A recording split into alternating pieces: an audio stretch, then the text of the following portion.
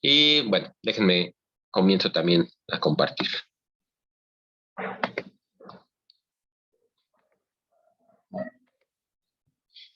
Bien, entonces, de lo que se nos había quedado pendiente, bueno, no pendiente la clase pasada, fue este problema, ¿no? Les había dicho que lo intentaran resolver, que lo fueran analizando en los diferentes puntos.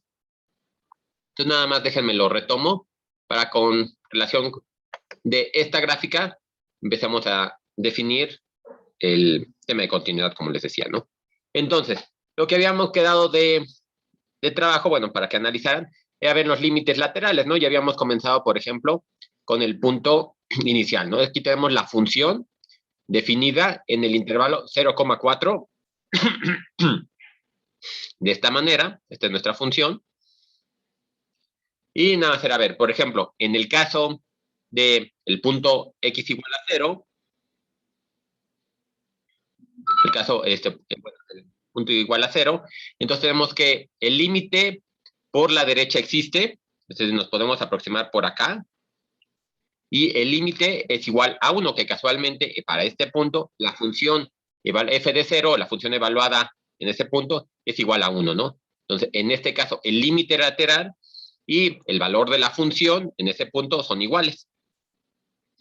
Bueno, ese sería con respecto a x igual a 0. Con x igual a 1, pues ahora sí, nos podemos aproximar. Déjenme borro esta flechita nada más para que no se me vayan encimando. En x igual a 1 nos podemos aproximar tanto por el límite por la izquierda y por la derecha, ¿no? Podemos calcular los dos límites, pero aquí pasa algo interesante. Los límites son diferentes. En este caso, si yo me aproximo por la izquierda, es decir, el límite lateral izquierdo, por los dos donde están los negativos, ese límite es igual a 0, y si me aproximo por la derecha, el límite es igual a 1. Y en este caso particular, la función evaluada en 1 es igual a 1 también. Lo importante aquí es que los límites laterales son diferentes. Luego nos podemos seguir así, en el x igual a 2, igual nos podemos aproximar por ambos lados, tenemos los dos límites laterales definidos, y en este caso los dos límites son iguales a 1, ¿no? Límite por la izquierda y el límite por la derecha es igual a 1, sin embargo la función en 2 es diferente de 1, ¿no? Son como los casos que podríamos encontrar en diferentes funciones que podemos tener. En x igual a 3 tenemos los dos límites existen, los límites laterales existen y son iguales, y casualmente en este punto el límite es igual al valor de la función evaluada en x igual a 3. Finalmente, para x igual a 4, tenemos que solamente existe el límite por la izquierda, el límite por la izquierda es igual a 1, y en este caso también la función evaluada en x igual a 4 es diferente, ¿no? No sé qué valor sea aquí, es como un tercio, no sé. No importa, lo que importante es que tampoco existe ahí, ¿no? Entonces, serían los diferentes puntos que podemos encontrar, y con relación a esto, vamos a poder ver el siguiente concepto, ¿no? Entonces ya tenemos que para tener un límite, como lo habíamos estado estudiando, necesitamos, digo, de los conceptos que vimos la clase pasada, necesitamos que los límites laterales fueran iguales. No importa si la función estuviera evaluada, bueno, que tuviera el valor, el límite igual al valor de la función, ¿no? Entonces, eso no nos va a preocupar de momento cuando estemos calculando límites, pero son los casos que podemos tener, ¿no? Entonces, nada más para formalizar todavía más un poquito esto, veíamos que también podemos aplicar la definición formal a los límites laterales, ¿no? Todo se hereda, entonces ya tenemos que para que un límite exista, tiene que tener los límites laterales iguales. Para que un límite exista por otro lado, tenemos que poder encontrar un delta a través de un épsilon que ya conocemos, de forma que se va haciendo muy pequeñito la distancia de la función al límite. También entonces podemos hacerlo con relación a los límites laterales. Por ejemplo, en este caso tenemos que va a tener un límite por la derecha L, cuando nos aproximamos en x igual a 0, si se cumple esto, ¿no? Esta va a ser la notación, que el límite x tiende a x0 por la derecha, de f de x es igual a L, si dado un épsilon, acuérdense, nosotros partimos del épsilon en este caso, dado un épsilon mayor que 0, podemos encontrar un delta correspondiente a épsilon, porque siempre va a estar con relación a él, tal que podemos tener una x mayor que x0, menor que x0 más delta, es decir, nada más estamos estableciendo el intervalo de un solo lado, ya no tenemos un intervalo simétrico simplemente de un lado, porque del otro lado no está definida la función, ¿no? Y si se cumple esta condición, entonces podemos asegurar que el valor absoluto de f de x menos L es menor que epsilon, es decir, la distancia de la función al límite se va haciendo muy pequeñita, ¿no? Es exactamente lo mismo, solamente cambia cómo definimos el intervalo. Tenemos que hacerlo de esta manera porque del otro lado la función no está definida, ¿no? Entonces, eso va a ser, por ejemplo, para un límite por la derecha, el límite por la izquierda va a ser exactamente lo mismo, ¿no? Entonces, queremos igual, encontrar el límite por la izquierda de f de x igual a L, si, dado un epsilon, existe un delta mayor que 0, tal que se cumpla esto, ¿no? En este caso, el intervalo está definido hacia el otro lado, ¿no? No tiene sentido pensarlo del otro lado, en el caso de los límites por la izquierda, porque no está igual, como habíamos dicho, definida la función, ¿no? Entonces, si se fijan, pues hereda todas las propiedades que ya me habíamos visto, nada más que lo ponemos así para que formalicemos el concepto, ¿no? Entonces ya tenemos los límites a través de los conceptos de límites laterales, y estos límites laterales también tenemos definidos con su definición, digamos, formal, ¿no? Entonces, bueno, eso nada más era para complementar esta parte de límites laterales que habíamos dejado para que lo fueran revisando.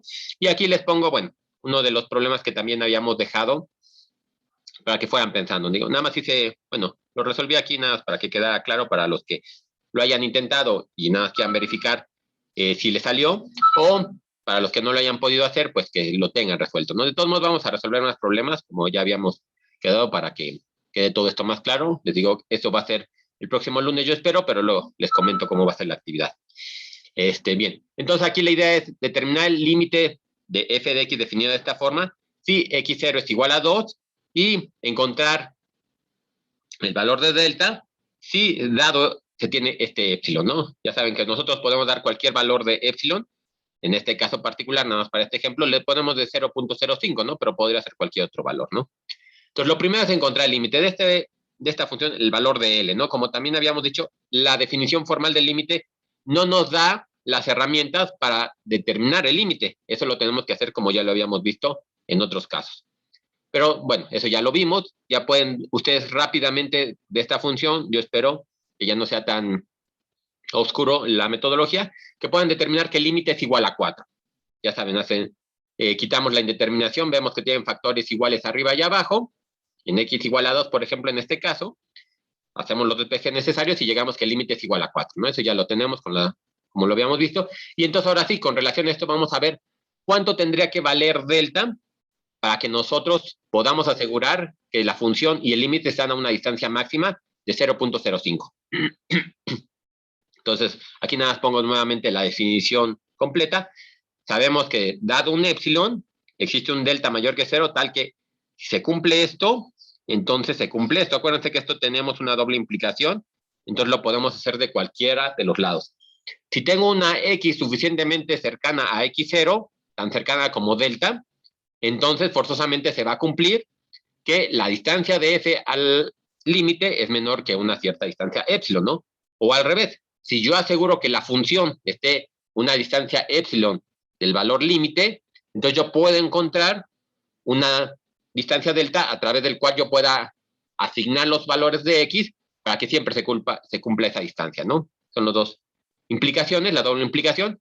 Siempre es un poco más sencillo a partir de aquí para acá, ¿no? Pero como les comentaba, si ustedes quisieran hacerlo formal, así como lo ven los matemáticos puros, pues habría que hacer los dos caminos, el camino de ida y el camino de vuelta. Vamos a hacerlo entonces, como les digo, este camino nada más para que lo revisemos. Y entonces tenemos que el valor absoluto de x cuadrada menos 4 sobre x menos 2 menos el límite es menor que epsilon. En este caso, entonces, esto yo lo puedo escribir por bueno, como ya habíamos visto que esto lo puedo ver como una diferencia de cuadrados, lo puedo ver de esta manera, eso por un lado, y por otro lado, por la definición de valor absoluto, yo lo puedo resolver de esta manera, es decir, que esto es menor que epsilon y es mayor que menos epsilon. Ahí me aventé 2 pasos nada más para hacerlo esto un poquito más corto, no es escribir tanto. Y bien, entonces aquí, por ejemplo, yo ya me puedo llevar este con este, como lo habíamos visto que se podía resolver, y entonces nada más me va a quedar que x más 2 menos 4 es menor que epsilon y mayor que menos epsilon, ¿no? Entonces, ese más 2 menos 4 me va a quedar menos 2, ese menos 2 le sumo de ambos, bueno, de los 3 lados le sumo un 2 y ya puedo despejar la X solita, ¿no? Ahí, bueno, bueno, yo espero que más o menos me vayan siguiendo. Si no, inténtenlo hacer con calma y si no, de todos modos, les digo, podemos resolver más y de todos modos el lunes vamos a resolver más. Entonces, ya despejada X me va a quedar epsilon más 2 o X menor que epsilon más 2 y X mayor que 2 menos epsilon, ¿no? Directamente nada más de hacer ese despeje. Entonces, con esto, yo puedo establecer que X tiene que estar en este intervalo por la definición que ya tenía de epsilon. Simplemente lo que hice fue aplicar esta definición y entonces yo sé que es 2 más 0.05 y 2 menos 0.05, ¿no? Entonces, por eso tiene que estar en ese intervalo. Ahora, por otro lado, nosotros sabíamos que teníamos que encontrar la delta, ¿no? Dada esa epsilon que teníamos. Para la delta tenemos que el valor absoluto de X menos el punto que nos interesa debe ser menor que delta, ¿no? Yo quiero encontrar las X muy pegaditas a 2, lo que vamos a ver qué tan pegaditas, ¿no? Entonces, esto de aquí, por definición de valor absoluto, me va a quedar X menos 2 menor que delta y X menos 2 mayor que menos delta. Igual, haciendo el mismo despeje como hicimos anteriormente, o como hicimos para epsilon, entonces me va a quedar que X es menor que delta más 2 y X es mayor que menos delta más 2. Entonces se ve que hay una analogía entre estos dos puntos, ¿no? Con relación a eso, entonces yo podría decir que delta puede valer 0.05, ¿verdad? Se ve que se cumple. Si yo le asigno a delta un valor de 0.05, se van a cumplir todas las desigualdades, ¿no? Por ejemplo, en este caso podríamos probar para delta igual a 0.04, ¿no? Entonces, encuentren una X, por ejemplo, que medía 0.04, por ejemplo, X igual a 2.04, ¿no? Sabemos que está a 0.04 unidades del valor 2 que nos interesa, y hagan todo el despeje, solo sustituyen aquí, en esta, por ejemplo, y van a ver que el valor que obtienen va a ser menor que 0.05, es decir, si estamos acercando tanto como querramos. Podemos hacerlo para 0.04, 0.01, cualquier valor que sea menor que 0.05. Acuérdense, además, que esta definición formal lo que nos da es un valor para los que se cumplen, no el mejor valor ni el más adecuado, ¿no? Simplemente nos da uno para el que se cumple, entonces cualquier valor menor de 0.05 va a cumplir la desigualdad, ¿no? Y eso sería como se podía demostrar de forma más formal cómo se tienen estos límites, ¿no? Digo, nada más este era un recordatorio de lo que ya habíamos visto. Digo, vamos a resolver más problemas, pero nada más es para recordarlo, ¿no? Y les digo, me interesa más la parte operativa que resolver esto. ¿Sí qué pasó, Diana? Profesor, yo nada más tengo una pequeña duda con respecto a qué significan los tres puntitos que están como formando un Sí, triángulo. perdón, eso luego se me olvida. Esto es, por lo tanto,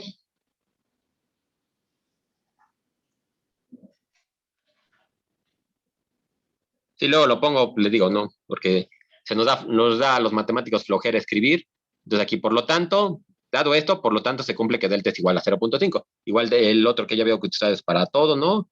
O, bueno, otras notaciones que sí luego se me va, pero, o por falta de espacio, pero sí, gracias por recordarme para que se los comente, sí. Entonces, nada más ese es, Gracias. por lo tanto, sí, nada. Como les decía, entonces, me interesa que lleguemos a la otra parte, pero sí es importante que podamos formalizar esto. Acuérdense que una cosa importante pues, de estas carreras, digamos, que son de ciencia, es que todo lo tenemos que demostrar. Todo es importante que se pueda demostrar. Hay muchas cosas que no nos da el tiempo para demostrar, que además es otra metodología, pero los matemáticos tienen que demostrar hasta que 1 más 1 es igual a 2, ¿no? Y eso es importante porque podemos asegurar otras cosas más formales, ¿no? Aquí hay también algunos conceptos que nos van a servir para estudiar cosas más abstractas después, ¿no? Acuérdense que todos estos, por ejemplo, el concepto de límite, el concepto de derivada, todo eso nos lo vamos a llevar a cálculo de varias variables cuando ya sean gráficas o funciones que no podamos visualizar. Si yo pongo ahorita una función de R que llevo de los reales a los reales, pues es una función que vive en R2 como se le conoce, es decir, en el plano cartesiano, y yo la puedo graficar. Si tengo una función que va de R2, es decir, que todo el plano lo mando a R, el plano XY, por ejemplo, lo puedo mandar a un vector Z o a un eje Z, entonces yo puedo tener una gráfica en R3. Pero cuando yo tengo, por ejemplo, que yo mande de R3 a R, voy a tener una gráfica en R4. Ya no la puedo visualizar, pero sí me va a interesar que yo pueda sacar límites, que pueda conocer dominios, por ejemplo, de cosas que ya hicimos, el rango, si es necesario, que pueda derivarla, pero que todas estas derivadas tengan sus bases fundamentadas, ¿no? Entonces, por eso es que nos interesa esto que quede bien, aunque en algunos casos podría parecer un poquito obvio, pero nos va a llevar para allá, ¿no? Esa parte más abstracta que no podamos visualizar. Digo, yo ahorita lo dejé en R4, pero ya siguiendo esta metodología, pues podemos tener funciones de Rn, o sea, una n cualquiera, 20 dimensiones, 50 dimensiones, como ya habrán visto, ¿no? O sea, yo nada más como paréntesis, ya ven que hay en física teorías que dicen que funcionan en muchas dimensiones, son hasta 11 dimensiones. Bueno, tenían 20 dimensiones, ya las redujeron a 11, pero esas 11 dimensiones, ¿cómo las manejamos, no? Obviamente, para que toda la matemática esté bien fundamentada y que sea congruente, tenemos que tenerla todas las herramientas bien definidas, ¿no? Y para allá se llevaría. Digo, ahorita nada más estamos definiendo las herramientas, porque, bueno, esa es una de las formas de verlo, con esta teoría de cuerdas en física, pero tenemos otras formas también. Cuando estamos estudiando ¿cómo se llama? Probabilidades, también podemos hacer estos análisis de varias dimensiones, ¿no? Para los que les interese, por ejemplo, también lo de, bueno, hay muchas otras cosas que ya estoy divagando, ¿no? Mejor vamos a regresar a continuidad, pero bueno, lo que quiero aquí es que vean muy claramente la importancia de ver todas estas herramientas, ¿no? Pero bien, entonces ya tenemos los límites laterales, tenemos cuándo existen los límites de todas las cosas, y entonces ahora vamos a estudiar este concepto de continuidad con relación a la figura que ya habíamos visto anteriormente, ¿no? Entonces, por ejemplo, ahorita nosotros de forma muy intuitiva podríamos decir que una función es continua si yo la puedo trazar sin levantar el lápiz, ¿no? Es algo así muy, muy fácil de escribir. Ahora vamos a ver cómo lo podemos formalizar este concepto, ¿no? Entonces, aquí, por ejemplo, tenemos la gráfica definida en el intervalo 0,4. Y con relación al concepto que dimos de continuidad, entonces podemos decir que esta función es continua en todos los puntos, excepto en el 1, en el 2 y en el 4, ¿no? Que esa es la que no puedo, que tengo que desprender el lápiz para dibujarla, ¿no? Yo podría empezar en 1, voy dibujando y hasta que llego a 1 tengo que desprenderlo para empezar a escribir acá, ¿no? En 2, pues lo tengo que desprender para poner este punto. Ah, bueno, es que se me olvida luego que no se ve mi puntero, ¿no? Pero bueno, esa es la idea, ¿no? No hay mucho, aquí no lo despego aquí para hacer ese punto y lo despego acá también, ¿no? Entonces, se va a hacer la idea. Entonces aquí, por ejemplo, podemos decir que es continua en todos los puntos menos en 1, en 2 y en 4. Ahorita, así nada más como tenemos con la definición, vamos a formalizar esto, ¿no? Entonces, lo que podemos ver, ya intentando formalizar estos conceptos, es que la función es continua en x0, por ejemplo, si está definido el límite y ese límite es igual a la función evaluada en el punto, ¿no? Por ejemplo, en este caso, para el punto 0, solamente tengo definido el límite lateral derecho. Y si se fijan en este caso particular, la función en 0 vale exactamente lo que vale el límite. Entonces, puedo decir que es continua en este punto 1, ¿no? Siempre las fronteras es lo que nos da un poco más de problema al inicio, ¿no? Porque podrías decir, pues, ¿cómo es que empecé a dibujar aquí? Pues, bueno, es que exactamente cuando pongo el punto, ahí es donde empiezo a ver que no tenga que desprender el lápiz, ¿no? Entonces, es continua en el punto porque se cumple esta condición, en el punto 0, ¿no? Digo. Luego, aquí ya dijimos que no se cumple en x igual a 2, entonces nos vamos a tener el x igual a 3, que exactamente sucede lo mismo. Nada más que en este caso, los dos límites laterales son iguales y aparte la función está igual a ese punto. Entonces decimos que por esta condición, el punto en x igual a, la función x igual a 3 es continua. Y ya, final de cuentas, tenemos que es continua en todos los otros puntos. Vamos a hablar de un intervalo abierto. Para todo punto C que está entre 0 y 4 en intervalo abierto, entonces va a ser continua si quitamos el 1 y el 2. Porque para esos puntos se cumple esto de acá. Y vamos a decir, obviamente, eso es continuidad. Cuando no es continua, vamos a decir que no se cumple esto en x igual a 1, ya que en este caso, como ya habíamos discutido, concepto de límite, el límite no existe porque los límites laterales son diferentes para el punto x igual a 1 y para el punto igual a 2 el límite sí existe. Ya vimos que por los dos lados llega al mismo punto. Sin embargo, tenemos que El problema es que la función evaluada en 2 es diferente al límite, ¿no? Entonces, con eso tenemos los puntos en donde no se va a cumplir la continuidad, ¿no? Obviamente, como les decía, bueno, aquí tenemos diferentes puntos que hemos definido. En unos se tiene continuidad, en otros no. Pero hay unos puntos en particular interesantes, ¿no? Por ejemplo, los puntos que tenemos dentro del intervalo abierto 0,4 y los puntos en particular del 0 y del 4, ¿no? ¿Por qué son interesantes? Porque aquí podemos, por ejemplo, en el 1, en el 0, perdón, en el x igual a 0, podemos definir continuidad cuando solamente tenemos uno solo de los límites. En este caso tenemos, bueno, no tenemos continuidad porque tuvimos que separar el lápiz para poner este puntito de acá abajo, pero también solamente nos podemos acercar por un solo lado. En el resto de los puntos nos podemos aproximar por cualquier lado, ¿no? Entonces, para formalizar un poquito más este concepto, antes de continuar tenemos que definir primero qué son los puntos interiores y puntos exteriores. Y una forma muy rápidamente de hacerlo es a través de los límites. Por ejemplo, podemos decir que un punto interior va a ser, si tenemos una función y igual a f de x continua, si se cumple esto de acá, ¿no? En este caso, estoy considerando el límite completo, ¿no? Es decir, el límite bilateral. Ya saben que generalmente cuando es bilateral, no se le denota de ninguna forma en específico, solamente se denota cuando son límites laterales. Entonces, un punto interior va a ser cuando tengamos una función continua a la cual se pueda calcular su límite, independientemente si sea de momento continuo o no, ¿no? Simplemente que podemos acercarnos por los dos lados. En este caso, por ejemplo, yo podría, pensando en que C es un punto interior aquí en esta figurita, yo podría establecer un subintervalo dentro de este intervalo A, B, en donde yo me puedo aproximar por acá o me puedo aproximar por acá. Entonces, eso es lo que nos interesa. Obviamente aquí, como estamos estudiando continuidad, nos interesa también que se cumpla esta parte, ¿no? Que la límite sea igual a la función de valor en el punto. Lo importante, más allá de eso, es que para un punto interior me puedo aproximar por los dos lados.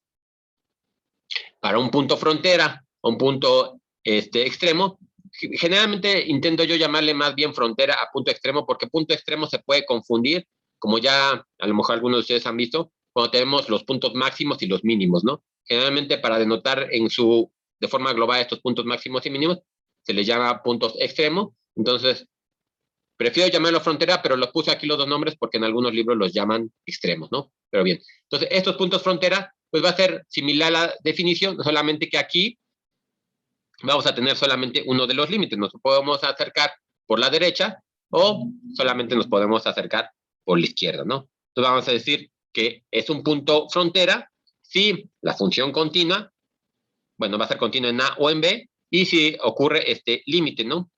Y entonces, igual, en el caso con este pasado, yo para el punto interno me podría aproximar por cualquier lado. En un punto frontera no voy a poder aproximarme por cualquier lado. Simplemente, por ejemplo, para este punto frontera en B, me voy a poder aproximar por aquí y solamente puedo definir un intervalo. Déjenme lo pongo otro color. Puedo definir un intervalo de esta manera, ¿no? Dentro del dominio de la función. Podría yo también hacerlo. Déjenme lo pongo aquí. Podría intentar yo hacer de esta forma, ¿no? Poner mi intervalo alrededor del punto frontera. Sin embargo, ahí tengo problemas, ¿no? Por ejemplo, de este lado sin problema voy a poder calcular cómo me voy aproximando, pero de este lado no voy a poder aproximarme, ¿no? De este lado yo, no importa qué tan pequeño tome el intervalo, voy a tomar siempre puntos que están fuera del dominio de la función. A estos puntos se les llaman puntos externos. No me interesan porque, bueno, no tienen ni siquiera una definición. Entonces, yo no puedo definir este intervalo porque no tiene sentido todo este lado. Solamente puedo definir uno de los intervalos. Y ese intervalo solamente me permite aproximarme por un lado cuando aplique el límite. Ahora imagínense, esto es sencillo, por ejemplo, cuando lo estamos viendo en una dimensión, pero piensen a lo mejor en un dominio de R3. Digo, esto se va a formalizar más cuando estemos en Mate 2, pero piensen en un dominio de R3 a R. En ese caso, por ejemplo, los puntos interiores, pensemos a lo mejor en una cebolla, los puntos interiores van a ser todos los que estén dentro de la cebolla. Los puntos fronteras sería como la pielecita que tiene esa cebolla, ¿no? Pensando en una esfera que podría ser nuestro dominio, ¿no? Digo, nada más como para ver la analogía con un punto de un problema un poco más complejo, ¿no? Esa sería exactamente la idea. Pero se basa en entender cómo estamos aquí. Y lo mismo va a suceder, por ejemplo, cuando estemos definiendo derivadas, ¿no? Tenemos que ver en qué intervalo está definida la derivada. Y van a ver que en ese momento, siempre que calculemos o que se pida calcular la derivada, o que ver si la función es derivable, tenemos que definir bien el intervalo donde es derivable. Y tenemos que definir eso con relación a los puntos interiores o a los puntos frontera, ¿no? Pero bueno, con eso ya tenemos, por lo menos de momento ahorita, una idea un poco intuitiva de qué es un punto interior y un punto frontera. Y ya con relación a esto podemos definir las diferentes continuidades que podemos encontrar en la función, ¿no? Entonces, dado lo que dijimos anteriormente como un poquito intuitivo de idea y dada esta definición de puntos frontera, ya en resumen podemos decir que una función es continua en un punto interior si se cumplen las siguientes condiciones, ¿no? Es decir, que, por ejemplo, f de c exista, ¿no? Con c, un punto definido en el dominio. Eso es por un lado. Por otro lado, tenemos que asegurar que el límite exista. Como estamos pensando en puntos interiores, yo estoy pensando en el límite general. Es decir, que me puedo aproximar por los límites laterales y van a ser, los límites laterales van a ser iguales, ¿no? Entonces, tiene que cumplir que la función existe en el punto, que el límite de la función exista y, finalmente, que la función y el límite sean iguales, ¿no? Por ejemplo, en x igual a 3, creo que el caso más sencillo sería en x igual a 3. En este punto, los límites laterales son iguales a 2 y la función evaluada en x igual a 3 también es igual a 2, ¿no? Entonces, en este punto se cumplen todos los criterios de continuidad. Digo, nada más para hablar de puntos más en concreto, porque, bueno, para todos estos se cumpliría y para todos estos también, ¿no? Pero nada más para hablar un punto en específico. La continuidad en general estamos pensando ahorita de momento en puntos particulares, ¿no? Luego ya la podremos generalizar a puntos más, bueno, a toda la gráfica o no, pero ahorita estamos pensando en puntos particulares, ¿no? Cuando tenemos continuidad lateral, solamente vamos a pensar en los límites laterales. Todo esto se vuelve a cumplir, solamente que en este caso el límite cambiaría para un límite lateral, como hicimos en el x igual a 0, ¿no? Se vuelve a cumplir lo mismo, tiene que existir la función evaluada en el punto, el límite lateral en este caso debe de existir, y el límite lateral y la función evaluada en el punto tendrían que ser iguales. Exactamente todo igualito, simplemente lo restringimos a los dos casos particulares de puntos, los frontera y los internos, ¿no? Bien, ya que tenemos estas funciones continuas, entonces ahora podemos llevárnoslo a funciones más complejas, ¿no? Ahorita sería como funciones sencillas. Y ya habíamos visto, por ejemplo, en el caso de los límites, que podemos hacer combinaciones de funciones para estudiar funciones más complejas. Por ejemplo, si f y g son continuas, en este punto en x igual a c, entonces su suma y su resta va a ser continua. La función multiplicada por un número real cualquiera va a ser continua. La multiplicación de funciones continua. La división es continua siempre que la función g evaluada en c es distinto de 0, la potencia f a la n es continua y la raíz también de f a la raíz enésima es continua, siempre que esté definida en intervalo. Ya saben que aquí para las raíces sí tenemos que ver que la función esté definida y con cualquier número, ¿no? Y por ejemplo, podemos pensar que la identidad, la función de identidad es una función continua, es bastante sencillo de analizar, y ya podríamos ver entonces que x cuadrado, x cúbica, con esta propiedad, tienen que ser todas ellas continuas, ¿no? Por otro lado, por ejemplo, con esta propiedad y con esta propiedad, entonces ya podríamos ver que todos los polinomios tienen que ser continuos, ¿no? Puedo hacer una suma de diferentes monomios, que ya habíamos visto, bueno, que ya con esto que estamos discutiendo se ven que son continuos, y entonces todos los polinomios son continuos, ¿no? Eso va a ser algo importante, que ya venía a lo mejor del criterio que habíamos visto para los límites, ¿no? Entonces, con todas estas propiedades, por ejemplo, podemos asegurar que dado un polinomio definido de esta manera, entonces va a ser continuo y el límite del polinomio, cuando x tiende a c, es el polinomio evaluado en el punto, ¿no? Como los polinomios entonces ya son continuos, entonces podemos definir, por ejemplo, que las funciones racionales, que es p entre q, también va a ser continua, ¿no? Siempre que se cumpla que ese polinomio q de c es distinto de 0, ¿no? Entonces, si se fijan ahí, podemos ir llevando a funciones más complejas para estudiar la continuidad, ¿no? Bueno, ya uno de los últimos puntos, les digo, a lo mejor hoy podemos terminar un poquito más temprano. Uno de los otros puntos es, ya tenemos la combinación, ahora vamos a ver la composición de funciones. También nos interesaría que pudiéramos saber cuándo una función o una composición de funciones es continua, ¿no?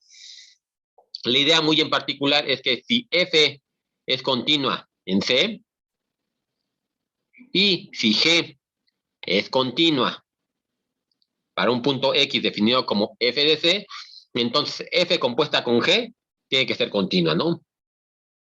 Y obviamente el límite va a estar dado de esta forma, ¿no? Ya sabemos que tiene que existir en el punto, entonces el límite es igual a G de f de C. Y creo que este concepto es fácil de entender con este dibujito. Por ejemplo, nosotros tenemos el punto C y sabemos que la función es continua en f de C. Entonces, de aquí acá es continua la función. Ahora, también sabemos que G es continua en f de C. Entonces, tiene que ser continua en G de f de C. ¿Y a qué se refiere con esto? Nosotros, por ejemplo, pensando ya en el concepto de límite, de entrada sabemos que la función existe evaluada en el punto C, tenemos la función f de C. Y evaluada en el punto X igual a f de C, la función G es igual a G de f de C, ¿no? Entonces solamente tenemos que preocuparnos de momento por el límite. En este caso, por ejemplo, yo podría tomar puntos suficientemente cercanos a C, tantos como delta, como recordarán, y eso me lo va a mandar a puntos suficientemente cercanos a f de C, tanto como un epsilon, ¿verdad? Esa es la idea que nos está diciendo de los límites. Y podría hacer lo mismo para el siguiente caso. Puedo tomar puntos suficientemente cercanos a f de C, tanto como delta, y que me los mande a una función g de f de C, a un intervalo, perdón, tan cercanos como g de f de C, ¿no? Una distancia epsilon, ¿no? Es como la idea que queremos hacer aquí. Obviamente ahorita lo vamos a formalizar para que quede todo bien establecido, pero es la idea y creo que se entiende bastante bien con este esquema. Y vamos a ver ahorita con un problema un poquito más complejo, porque es importante que podamos ver la continuidad de composición de funciones. En este caso, por ejemplo, este ejemplo es sencillo, pero nos da una idea como para irlo verificando. Por ejemplo, quisiéramos ver si la función raíz de x cuadrada menos 2x menos 5 es continua en el intervalo 0, infinito. En este caso tenemos la composición de dos funciones, la función raíz cuadrada y el polinomio o la función que está definida por un polinomio de grado 2, ¿no? X cuadrada menos 2x menos 5. Las dos funciones por separado son continuas. La raíz es continua en el intervalo 0, infinito y el polinomio es continuo en todos los reales, ¿verdad? Como ya habíamos dicho. Entonces, como son dos funciones continuas, su composición tiene que ser continua y efectivamente, si nosotros graficamos esta raíz cuadrada de x cuadrada menos 2x menos 5, vemos que lo podemos graficar sin separar el lápiz, no tiene ninguna indeterminación en este intervalo, ¿verdad? Que solamente nos interesa donde esté definida. Bien, ese es un punto muy, muy simple, pero vamos a hacer la demostración, vamos a ver cómo se podría hacer la demostración formal. Obviamente ya saben que tendrá que ser a través del concepto de epsilon y delta. En este caso, por ejemplo, tenemos el teorema de entrada, ¿no? El teorema nos dice que si G es continua en un punto B, y el límite cuando x tiende a C de f de x es igual a b, entonces se cumple que el límite cuando x tiende a C de g de f de x es igual a g de b, esto se ve como claramente, y eso es igual a g del límite cuando x tiende a C de f de x. Es decir, básicamente el teorema nos dice que podemos, el operador, porque básicamente es un operador, el operador lo puedo meter a la función. Vamos a ver cómo se demuestra eso. Y vamos a ver, por ejemplo, en una función como esta, que se puede ver un poquito más compleja, vamos a ver cómo se podría, cómo nos simplifica mucho el trabajo. Entonces, partimos como siempre, ¿no? Sea epsilon mayor que 0, como G es continuo en B, porque de ahí partimos, entonces existe un delta, déjenme le llamo delta 1 nada más para denotarle de una forma, simplemente me está definiendo un intervalo, lo puedo llamar como quiera, llamar delta 1, existe un delta 1 mayor que 0, tal que se cumple esto de aquí, ¿no? En este caso estamos tomando la definición, la otra implicación, ¿no? De cómo generalmente partíamos. Yo sé que si puedo encontrar un X suficientemente cercano a B, entonces voy a poder asegurar que la distancia de G de Y menos, o bueno, la distancia de G de Y a G de B es menor que epsilon. De ahí parto de la definición, ¿no? Entonces, De eso que pusimos arriba, lo podemos ya formalizar como la distancia o el valor absoluto de y menos b es menor que delta 1, así yo le llamé de inicio, dado que tenemos esto aquí, eso es por un lado, ¿no? Por un lado tenemos que esto se cumple porque g es continua y tenemos esto de acá. Por otro lado, entonces también sabíamos que el límite de f de x es igual a b, cuando x tiende a c. Dado que este límite existe, entonces yo puedo tomar otro intervalo chiquito, yo sé que me voy a fijar un intervalo también pequeñito alrededor de x, tal que me aseguro que la distancia de f de x menos b es menor que un cierto épsilon, ¿no? Así le habíamos llamado en la definición formal que dimos. Como ese épsilon otra vez me está definiendo solamente un intervalo o una distancia, yo la puedo llamar como quiera, vamos a llamarle convenientemente delta 1, ¿no? Épsilon era un nombre cualquiera, conveniente, ahora el nombre puede ser delta 1, ¿no? Simplemente lo que quiero es que me establezca la distancia, ¿no? Y entonces, cuando se cumple esto, que la distancia de la función a su límite es menor que un cierto intervalo, entonces yo puedo asegurar que la distancia de x a un cierto valor, a un cierto real c, es menor que delta, ¿no? Exactamente lo mismo, nada más cambié unos nombres de unas cosas por otras, pero el concepto más o menos, espero que más o menos lo vayan siguiendo. Digo, es importante más que nada que entiendan cómo se está haciendo esa aproximación, ¿no? Ahora, si hacemos que f de x entonces tienda a esto, vamos a tener esto, ¿no? Fíjense, en este caso, podemos asegurar que si se cumple esto, se va a cumplir esto. Pero por ejemplo, si hacemos que y sea igual a f de x, entonces esto de aquí lo puedo llamar de esta forma, ¿no? Simplemente reescribí. Pero esto de aquí yo ya lo había definido anteriormente, ¿no? Habíamos puesto que si f de x menos b era menor que delta, entonces tenía esto de acá, ¿no? Aquí lo había definido, ¿no? Entonces, si se cumple esto, va a cumplirse que x menos c es menor que delta. Como esto se cumple y esto se cumple de la definición que teníamos acá, entonces tiene que cumplir esto de acá. Entonces, nada más como por cadenita de implicaciones. Entonces, dado esta distancia de x muy cercana a c, entonces yo voy a poder establecer que la distancia de g de y menos g de b es menor que una cierta epsilon, dada la distancia de d. Entonces, como yo me puedo aproximar tanto como quiera a c, las x pueden estar tan pegadas como a c como un delta, entonces yo puedo asegurar que mi función composición se puede acercar tanto como quiera al límite como una distancia epsilon, ¿no? Entonces, como que lo que nos está respaldando para que lo podamos hacer los siguientes pasos, ¿no? Y bueno, eso nada más nos da una sustentación de que lo podemos hacer. Y, por ejemplo, ya operativamente, si les pidiera yo calcular el límite cuando x tiende a pi medios del coseno de 2x más el seno de 3pi sobre 2 más x, entonces lo que podríamos hacer, como nos decía el teorema, es que podemos meter el operador límite, ¿no? Y eso está mucho más sencillo, porque aquí, por ejemplo, pues se ve muy complejo el argumento, ¿no? ¿Cómo podemos saber cómo está comportando la función coseno con relación al argumento? Entonces lo que decimos, bueno, yo sé que el coseno es continuo en pi medios, el seno es continuo en pi medios, y 2x pues también es continuo, ¿verdad? Entonces yo puedo meter el límite, bueno, puedo aplicar el límite cuando x tiende a pi medios a 2x, y puedo aplicar el límite cuando x tiende a pi medios al seno. En este caso, por ejemplo, también tengo una composición de función, seno de 3pi sobre 2 más x, ¿no? Es una composición simple, pero es una composición. Yo este límite también, si quisiera, lo podría meter a este argumento, pero creo que aquí ya no hay tanto problema, se entiende bien la idea, y entonces yo podría decir entonces que esta función o el límite de esta función es igual al coseno del límite de 2x cuando x tiende a pi medios. En este caso, este límite no tengo dificultad para calcularlo, y me queda que ese valor límite es igual a pi. Y el límite cuando x tiende a pi medios del seno de 3pi sobre 2 más x es igual a seno de 2pi, ¿no? En este caso, igual. Puedo aplicar el límite a x, no se me indetermina en ningún lado, simplemente lo aplico y entonces tengo seno de 2pi. En este caso, el seno de 2pi es igual a 0, ya no tengo problema, y nada más tengo que calcular el coseno de pi, que es igual a menos 1. Entonces fue muy sencillo calcular este límite, considerando eso, ¿no? Que podemos meter el operador dado que las funciones son continuas. Eso nos simplifica mucho para funciones más complejas como la que tenemos aquí.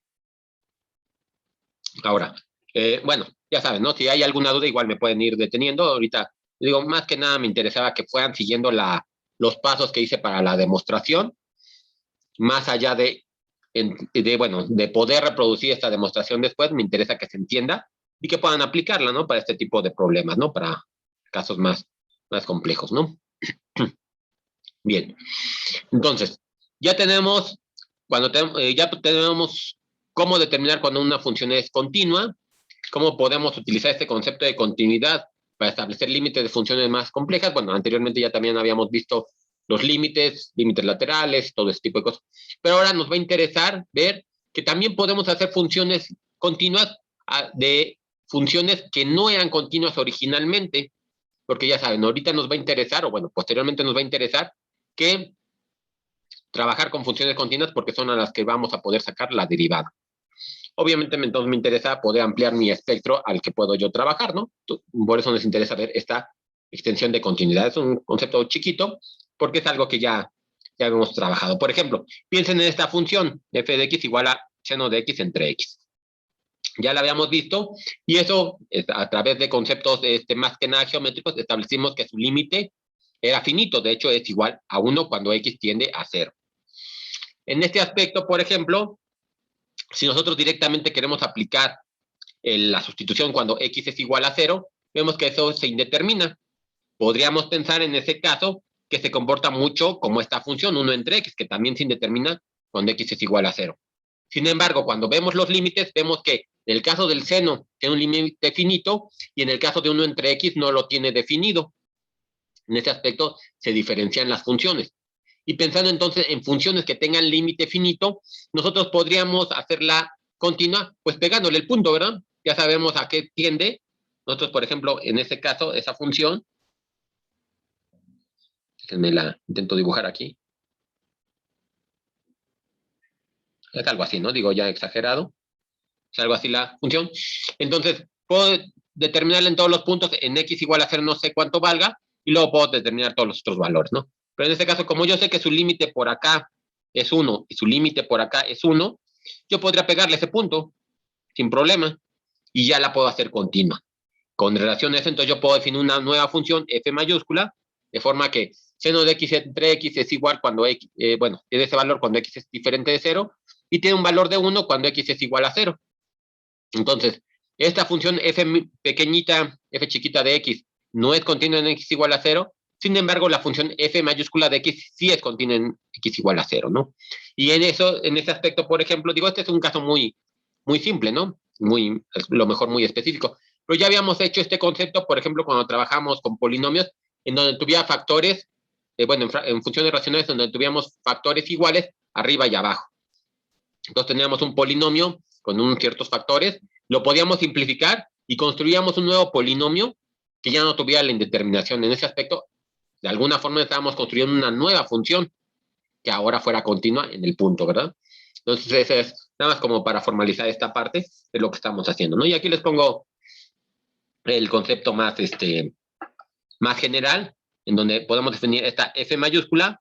Si tenemos una indeterminación en x igual a c, pues la ponemos así. F minúscula para todos los valores x distintos de c y L para x iguales a c, ¿no? De forma que nos quitamos la indeterminación, porque les digo, como base de nuestro objeto de estudio las funciones continuas, pues queremos estudiar la mayor cantidad de funciones a través del cálculo, ¿no?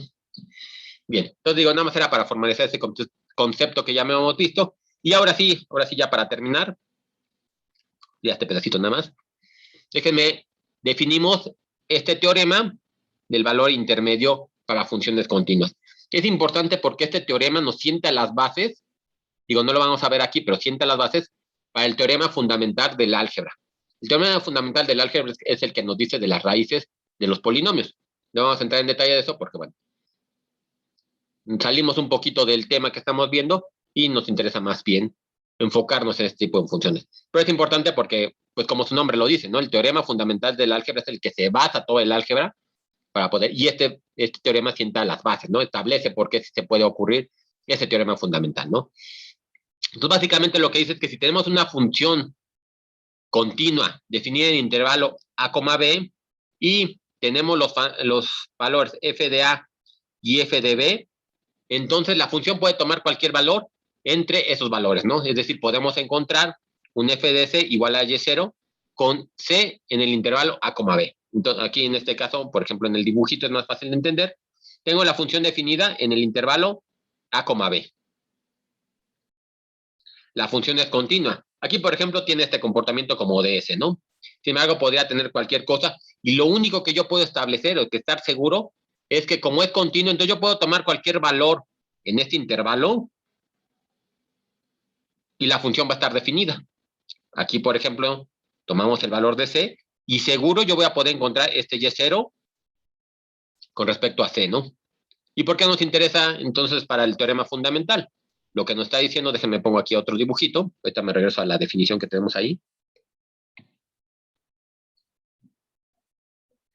Ahí. Si yo tuviera una función, digo, por poner algo no tan complejo, si yo tuviera esta función y yo, por ejemplo, la tengo definida en este intervalo, este sería el intervalo A, B, en lugar del de arriba, lo estoy pensando así, entonces yo puedo encontrar un valor C, y la función es continua, obviamente, ¿no? Puedo encontrar un valor C tal que la función atraviese el eje de las X, ¿no? Es decir, yo puedo establecer que si la función es continua y está definido en el intervalo A, B, de forma que, además, aquí tiene un valor negativo y aquí tiene un valor positivo, entonces en algún punto, no sé en dónde vaya a ser, pero puedo asegurar que en algún punto tiene que pasar el eje, ¿no? Porque es continua, porque está definida en el intervalo y porque tiene ese cambio de signo, ¿no? En A es negativa en este dibujo que hice y en B es positiva, ¿no? Ahora, digo, de este momento, pues no me interesa ahorita cómo lo podría yo hacer o cómo, por ejemplo, le podría decir a una computadora que lo hiciera. Yo sé que, por ejemplo, si a ustedes les pide encontrar la raíz de un polinomio de segundo orden, pues rápidamente lo pueden calcular, ya sea por, ¿cómo se llama? Por la, ¿cómo dice? Me fue el nombre de la, pues la chicharronera, ¿no? La ecuación para encontrar las raíces o despejando, ¿no? Pero ustedes lo podrían hacer sin problemas. Obviamente, si queremos trabajar con una computadora, decirle a una computadora que nos encuentre esa raíz, tenemos que ver otra metodología. Luego lo veremos, un poquito, a lo mejor un poquito de trabajo que podemos hacer con Guillermo, pero bueno, ya llegaremos a eso. Lo importante, por ejemplo, es que nosotros, entonces, donde todo esto que les acabo de comentar es que podemos encontrar un valor y igual a y0, tal que si tenemos definido f de a y f de b, entonces va a cruzar la línea, ¿no? En este caso, por ejemplo, esta sería la línea que yo estoy estableciendo, ¿no? O sea, siempre la va a cruzar si yo tengo f de a y f de b. Digo, si tengo definida la función en a y b y tengo definido f de a y f de b, ¿no? En este caso, por ejemplo, un valor entre f de a y f de b que me establezca esta línea horizontal, pues la vamos a cortar forzosamente, ¿no? Y les digo, si esta línea horizontal me la llevo a y igual a 0, pues estoy encontrando la raíz, ¿no? Por ejemplo, digo un problema muy, muy sencillo. Dado este polinomio, x cúbica menos x menos 1, entonces yo puedo, por ejemplo, quiero encontrar si tiene una raíz entre los puntos 1 y 2. Digo, muy, muy sencillo ahorita, ¿no? Entonces, si yo evalúo la función en 1, veo que me da menos 1, simplemente sustituyendo, ¿no? Si evalúo la función en 2, veo que me da 5. Entonces, este valor es negativo, este valor es positivo. Yo sé que en algún punto tiene que hacer este cambio de signo, ¿no? Es decir, cuando y sea igual a 0. No me importa dónde está, simplemente yo sé que existe, ¿no? Y les digo, esa es la base donde se fundamenta el teorema fundamental del cálculo. Digo, el teorema fundamental del álgebra. El teorema fundamental del álgebra lo que nos dice es que este polinomio de grado 3, a lo más va a tener 3 raíces. Pueden ser reales, pueden ser complejas. Eso ya es otra discusión, pero es lo que nos dice el teorema, ¿no? Y para poder establecer que eso va a tener las raíces, tenemos que establecer que las funciones son continuas y que existe este comportamiento, ¿no? Pero bien, eso, les digo, eso luego vamos a regresar a esto ya como una de las aplicaciones. ¿Cómo podemos decirle a la computadora que encuentre una raíz? Podemos utilizar el cálculo para encontrar estas raíces, pero eso ya platicaremos luego con Guillermo para ver qué problema podemos hacer para intentar conjuntar el área de las matemáticas y de la computación, que en realidad siempre van muy de la mano, ¿no? Las computadoras te sirven para hacer más fácilmente cálculos que hace a través de, bueno, matemáticamente, que, bueno, que podrían tomar mucho trabajo hacerlos, mucho tiempo hacerlos, o que básicamente no los puede resolver, ¿no? Entonces, por eso es importante usar las computadoras o incorporarlas al trabajo de hoy en día, ¿no? Muy bien, fue un tema, les digo, era más conceptual que otra cosa. Me interesaba que quedara muy claro este concepto de continuidad y ya tenemos definido el concepto de límite. Déjenme, lo dejo hasta aquí. Nada más lo que les había, bueno, se me pasó la vez pasada comentarles es que ya están calificando los ayudantes las tareas. Ya, bueno, a muchos de ustedes creo que no se lo dije cuando ya se habían desconectado.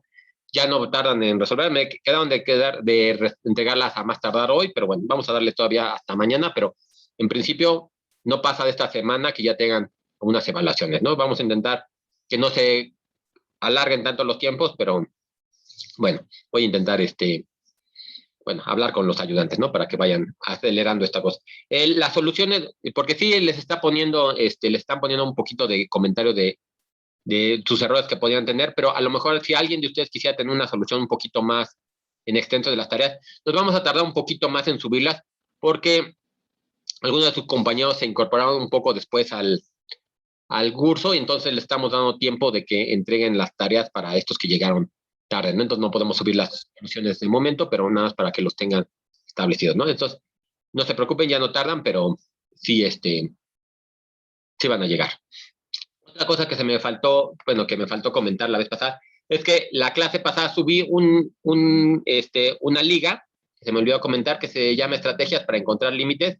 Se me hizo bastante bien explicada desde la Khan Academy, como bueno, ya les había subido otras cosas, pero se me hace interesante porque, por ejemplo, bueno, como ya les había dicho, están bastante bien explicados, pero bueno, tiene varias cosas. Por ejemplo, les dan unas estrategias y ponen ahí como cómo englobar, ¿no? Tenemos las funciones cuando se indeterminan, cómo podemos hacer las evaluaciones, tienen los conjugados, tiene identidades trigonométricas, tienen esto de factorizar. Entonces, está casi prácticamente todo lo que vimos está ahí explicado y en forma muy concisa. Son videos cortitos, en general de 10 minutos o algo por el estilo, y tienen algunas prácticas, ¿no? Entonces, échenle un ojo, si quieren seguirse, ahí si se fijan, si lo abren, van a ver que después aparece siguiente lección, y pueden ir viendo muchas cosas que de las que estamos viendo aquí. Creo que si van a la siguiente lección empiezan a ver un poquito de continuidad, que les puede servir para reafirmar lo que vimos hoy, ¿no? Entonces, nada más eso era lo que me había hecho falta comentar en la clase pasada. Entonces, con esto terminamos esto este, bueno, terminamos con lo de continuidad, básicamente nada más era que lo conocieran. La siguiente, bueno, el día de mañana me gustaría revisar los límites al infinito, como ya también había comentado, nada más para terminar de revisar todos los límites que podemos encontrar. Lo revisamos de forma rápida y el siguiente lunes me gustaría hacer una actividad de resolver problemas. Ya, ya mañana lo platicaremos si quieren en detalle, pero nada más es como para resolver los problemas y que ustedes los puedan más que nada resolver, ¿no? Como les he comentado, siempre es un problema resuelto, siempre es muy sencillo. La idea es más que nada que ustedes lo intenten, que los podamos ir asesorando. Pero bueno, ya les comentaré mañana cómo podemos hacer esa actividad. Pero bien, si no hay dudas de continuidad o de esto que comenté ya de hoy. Ajá, ¿qué pasó, Julio? Disculpe, maestro, yo tengo una pregunta con respecto al problema de la tarea 3, al segundo problema. A ver, espérame, déjame el abro, la tarea 3. Ya, sí, ya sé cuál es el de la tarea 3. Sí, ya, dime. No, pues mi pregunta es que, ¿por qué? Bueno, es que yo pensé que se tenía que hacer como una función en la cual existieran esos dos puntos y que fuera de esa forma la función. Ajá. Pero bueno, consulté con unos compañeros que me dijeron que le habían preguntado y me dijeron que no, que era más bien sacar una pendiente de los puntos. Entonces, mi duda es que, entonces, ¿qué representa la función? O sea, ¿por qué puso la expresión de... Sí, la expresión en realidad esa era la idea, ¿no? Que ustedes, por ejemplo, les doy esta función, déjamela, sí, ax cuadrada más bx más c, donde a y b no lo conocemos, o sea, es un polinomio de segundo orden de cualquier tipo. Entonces, digo, aquí voy a poner una gráfica que puede ser un poco más compleja, pero digo, no, no representa lo que decía el problema, pero esta es la idea, ¿no? Como le estás diciendo, calcular el cambio promedio Entonces, por ejemplo, podríamos hacer el cambio promedio entre, bueno, no sé cómo sean los puntos que les salieron a ustedes. Vamos a considerar que estaba este punto y este punto eran los puntos que querían sacar, ¿no? La idea, por ejemplo, cuando sacamos la razón de cambio promedio, es que nada más vamos a ver este delta de Y, porque básicamente este es el cambio que hubo, y entonces la razón, déjenme cambio de color,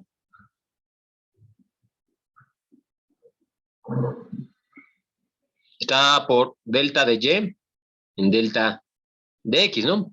Es como se puede ver. Aquí la idea precisamente era que vieran eso, ¿no? Ustedes nada más podrían sacar este delta de Y definido por los puntos, ¿no? En este caso, por ejemplo, tenían N2 y N4, digo, no sé cuál fuera mayor para en su caso, pero entonces me quedaría N4 menos N2, porque esas son mis Y. Este es lo que vale este punto y este es lo que vale este punto, entre N3 menos N1, ¿no?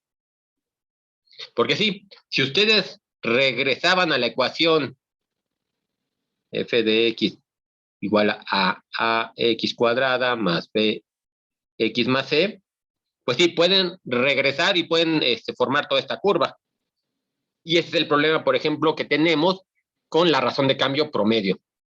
Yo no sé qué pasó entre estos puntos. No sé si aquí bajó, subió, bajó. Lo único que me está diciendo la razón de cambio promedio es cuánto cambió al final de estar aquí a estar acá y cuánto le tomó realizar ese cambio, ¿no? Pasar de este punto a este punto. Pierdo toda la información, a lo mejor aquí bajó, como les digo, subió, o subió, bajó, osciló un montón de veces, pero yo con la razón de cambio promedio pierdo toda esa información. Por eso, con respecto a eso, por eso nos interesaba definir o llevar esto a estudiar la razón de cambio instantánea, de forma que yo pueda ir viendo punto a punto cuál es el comportamiento que tiene la función, ¿no? Aquí, por ejemplo, ustedes podrían decir, esto es igual a f de, ¿quién es? F de n3, por ejemplo, y ustedes podrían poner a n3 al cuadrado más b n3 más c, que sí, con eso de alguna forma están recuperando la forma que tenía la gráfica, pero el problema es que no tenemos estas constantes, ¿no? Entonces no podemos sacar de forma explícita, o bueno, de forma general, la razón, ¿no? Porque no conocemos las constantes, pero la idea es que no se necesitaban conocer porque yo puedo determinar nada más cómo fue el cambio de aquí a acá en y cuánto tiempo le tomó realizar este cambio, ¿no? Cambiando en X. Esa era como la idea del problema, ¿no? Que por eso les digo, bueno, era medio... bueno, era para que intentaran ustedes ver esta cosa, porque sí, a lo mejor una forma era hacerlo así, pero el problema es que no tenías estas constantes, ¿no? Entonces no podías llegar tú a una solución, como si lo haces de esta manera, ¿no? Pero esa era la idea básicamente de ese problema 2, que se recupera el concepto este de que la tasa de cambio promedio o la razón de cambio promedio, nos perdemos toda la información de la curva. Ok, maestro. Entonces era nada más como para confundir eso de la expresión, porque al final la idea sí era esto de hacerlo en la pendiente, nada más, sacar la pendiente. Bueno, más que de confundir, porque, bueno, o sea, sí y no. O sea, más que de confundir, mi idea era que fueran llegando estos conceptos, ¿no? Que digan que, pues sí, yo puedo utilizar la función, pero también puedo utilizar nada más la diferencia de las y y la diferencia de las x. Y que se vea que la información, pues sí, se está perdiendo todo, estoy perdiendo toda la información. Originalmente, oficialmente, pues sí, sería mejor hacerlo con esto si yo estoy pidiendo una tasa de cambio instantánea, para no perder nada de información. Pero bueno, si conociéramos A y conociéramos B, y conociéramos C, pues deberíamos llegar al mismo punto si utilizamos esto o si utilizamos esto, ¿no? Entonces más bien era como esa parte, ¿no? Digo, sí, o sea, digo, sí era confundir, pero no la idea era como confundir, sino llegar a ese otro concepto, ¿no? Pero sí era un problema más sencillo, muy sencillo, ¿no? En ese aspecto. Ok. Sí, y bueno, justo por eso, porque me surgió esa duda, si, en ese caso que el problema fuera, dado 2 puntos, encontrar una función que los incluya, que esos dos puntos sean elementos de ese conjunto, de esa función, ¿hay infinitos constantes para hacer la función? O sea, ¿hay Sí, infinitas? sí, exacto. Por ejemplo, si nada más te doy 2 puntos, tú tendrías en cualquier cosa, puedes encontrar esta función que puse azul, o puedes poner una función que vaya así, o bueno, ya no, bueno, hasta podríamos encontrar una. Si con 2 puntos puedes tener tú una infinidad de soluciones. Eso lo vamos a ver al inicio de Mate 2, es que bueno, por cómo está el programa, cuando veamos sistemas de ecuaciones, es cuando es como introducción así a los teoremas, a los problemas de varias variables. Pero sí, si ustedes quisieran determinar una ecuación única para esta, o sea, determinar las constantes A, B y C, necesitaríamos un tercer punto. Si yo le doy este tercer punto, entonces ahora sí, yo sé que puedo descartar esta y puedo descartar esta porque no pasa por aquí.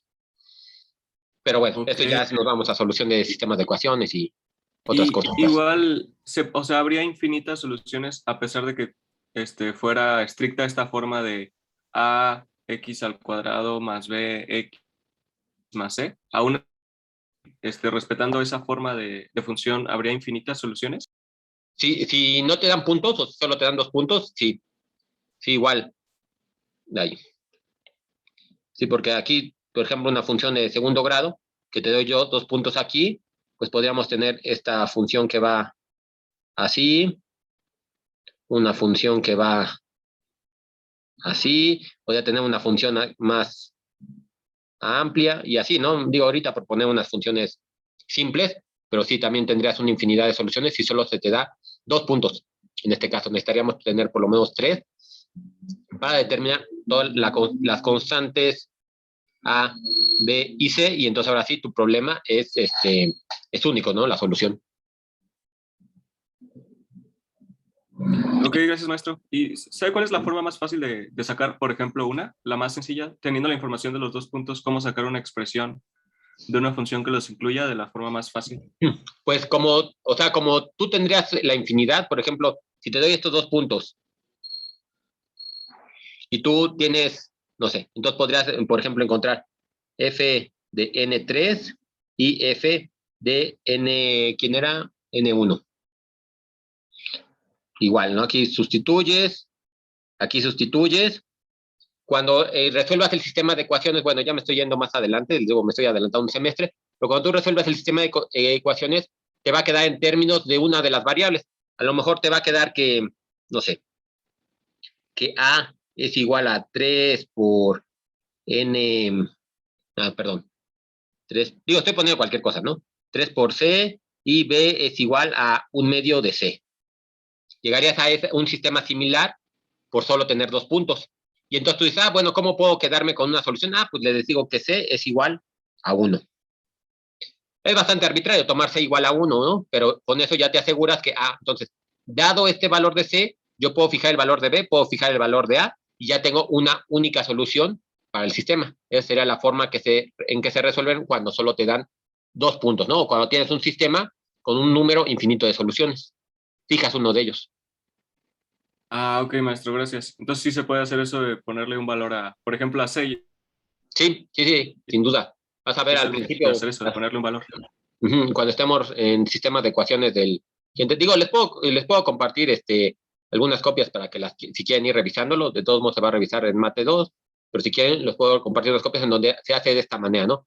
Porque, digo, ya me estoy alejando, pero por ejemplo, cuando tú tienes solución de un sistema de ecuaciones un sistema de ecuaciones de la forma AX más B y CX más D, la solución de esas dos ecuaciones, pues es un punto, ¿no? Esto me representa una recta y esto me representa otra recta. Entonces, si tengo dos rectas que tengan solución, pues forzosamente este punto va a ser solución. Pero a lo mejor puedo tener un sistema que es AX más BY más C igual a Z, déjenme lo pongo así, y no, otro valor. DX más EY más F igual a Z, ¿no? Entonces tengo estas dos soluciones que si quiero ver en dónde se intersectan, Estos son planos, esto de aquí me está dando la ecuación de un plano, luego veremos también ecuaciones de plano, las revisaremos. Pero entonces la intersección de dos planos, eso está más difícil que lo dibuje. Pues tengo un plano aquí y lo intersecto con otro plano acá, entonces ahí donde se ven mis dedos, entonces toda una recta la solución. Entonces tú podrías tener un número infinito de soluciones ahí. Y entonces si tú quisieras encontrar la solución de un punto en particular de esa recta, fijas uno de los valores en la recta. Y eso sería como se resolvería, ¿no? Entonces ahorita ya vimos rectas, ahorita puse planos, pero ahora podría tener después hiperplanos, ¿cómo sería la solución de un hiperplano? Es decir, en 4 dimensiones, y bueno, mucho más complejo después. Pero bueno, eso les digo nada más es como para ver eso de sistemas de ecuaciones, que ya lo veremos con calma después. ¿Sí? Ok, maestro, gracias. Sí. Sí, nada. Bueno, si no hay más dudas, lo demás, nos vemos mañana. Luego platicamos del 4, ya que ahorita lo abrí. Lo más sencillo en este momento era hacer los dos casos, que n igual a n3, es decir, a por t a la n3 más b por t a la n3 menos 1, y luego hacer a por t a la n4 más b por t a la n4 menos 1. Eso era lo más sencillo, pensando en que n3 y n4 ya eran numeritos. Lo más general era tomar la n. Para tomar la n necesitaban definir el binomio de Newton. Échenle un ojo al binomio de Newton, que se fijan, va a ser una expresión infinita, pero eso es lo que nos podía decir. Lo voy a retomar de todos modos cuando veamos la derivada de n de x a la n, porque pues, n puede ser cualquier valor, entonces ese se define con el binomio de Newton, ¿no? Sería la forma más general de hacerlo, pero lo más sencillo a lo mejor ahorita, si no conocen bien el concepto del binomio de Newton, es hacerlo para estos dos casos. Pero luego lo platicamos. Les digo, ahorita no quiero entrar mucho en detalle porque todavía hay gente que está, bueno, los que se incorporan después. Pero bien, si no hay dudas, entonces nos vemos, de continuidad, nos vemos mañana. Bueno, esto... ¿Sí? Estoy bien. Ah, no. Dale. No, ya me está diciendo. Vale, profe, gracias. Dale, nos vemos. Bueno, voy a borrar estas cosas para cuando sube el documento que no esté todo este rayonadero, pero bueno, déjenme también dejo de grabar y compartir.